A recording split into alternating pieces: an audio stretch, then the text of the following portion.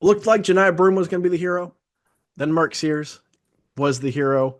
Alabama 93, Auburn 91. Really fun game. Instant classic.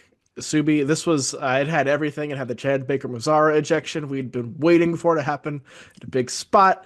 Had big runs by both teams. You had Grant Nelson flashing back to March of last year, also celebrating in Janiah Broome's face. Auburn thought it was a slam on them. Alabama's like, we've been doing this in football for years.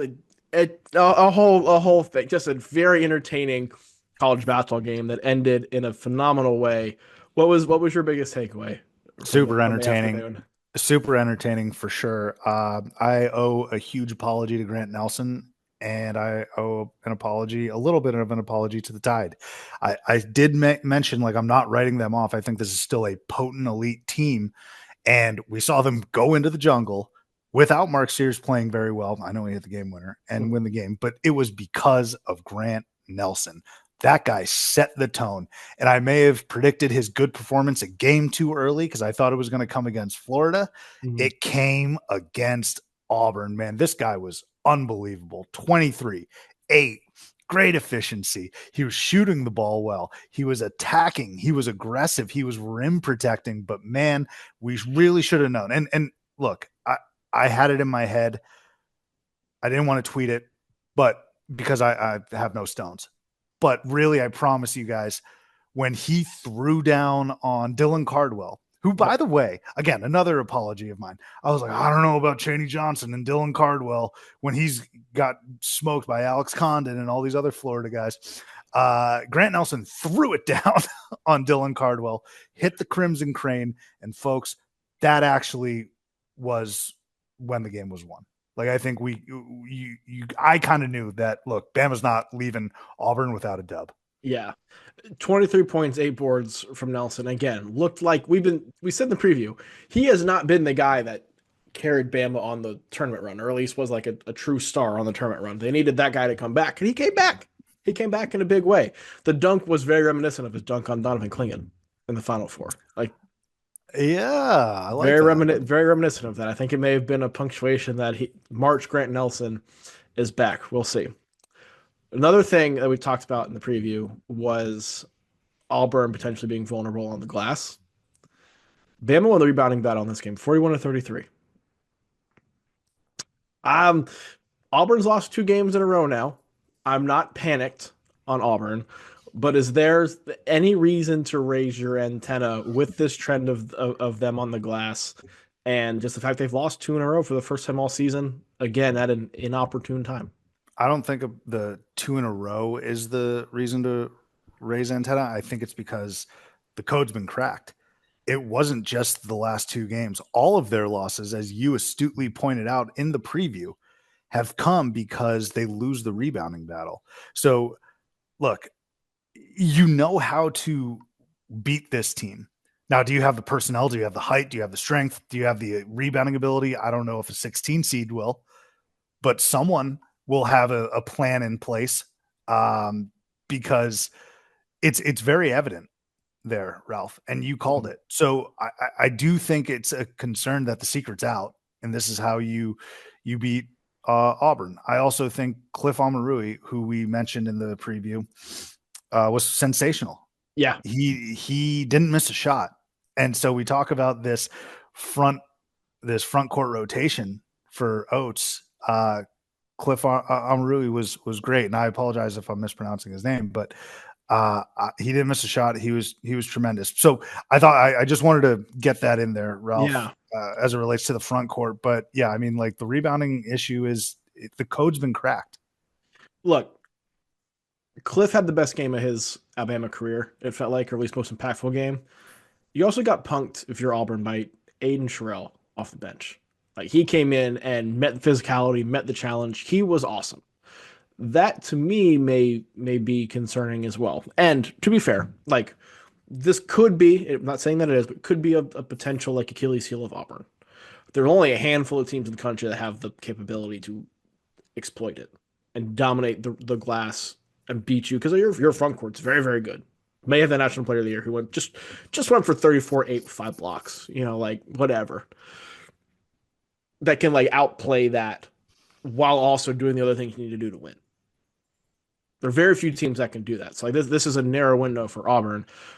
But I do want to talk about too Todd Pettiford. It's Big game nasty. to Todd, man. Like Janiah Broome was Auburn's best player. I will argue that Pettiford is their most important player.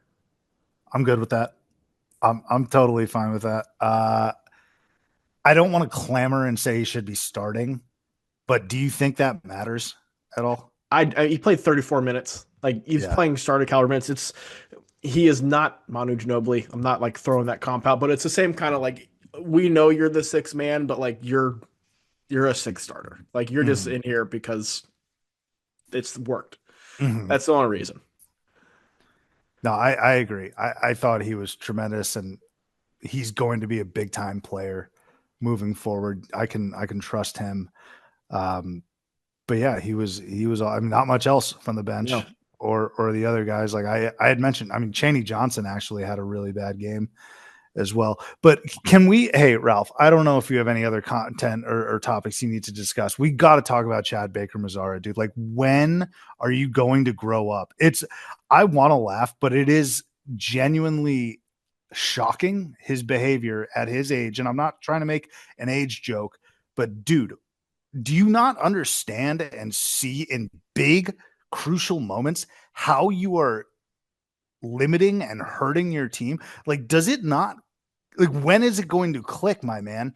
Like, I feel like Tahad and Janai Broom are looking over at him like Steph Curry does when Draymond does some stupid stuff. Except Draymond has contributed to championships and like has depoys. All right, like I'm not. It's obviously different. Ralph, when is it going to click, dude? I don't know if it will. I don't think it will I either. don't know. Like if it does, this is when because like this game did not matter for SEC tournament seeding, Auburn's NCAA tournament seed. Like they're pretty much locked into one across the board wherever they get. So like this, the result of this game does not matter, other than the fact you lost to Alabama. And this rivalry is very heated. We saw that in this game many, many times. That's going to stick with you. And we had joked that like maybe he needed to get out of his system. And so maybe there was a part of like, yeah, I can't do this again. And like you kind of get the gravity of it in a regular season game as opposed to trying to hope you survive in the NCAA tournament again, which cost them last year. Well, we will see, but like if this part doesn't click and it happens again in postseason, I know Bruce Pearl was like, "Oh, we can have him back next year because of the new rules." I don't know if I'd want him like at least playing as big of a role because I don't know if you can. I don't know if you can trust him.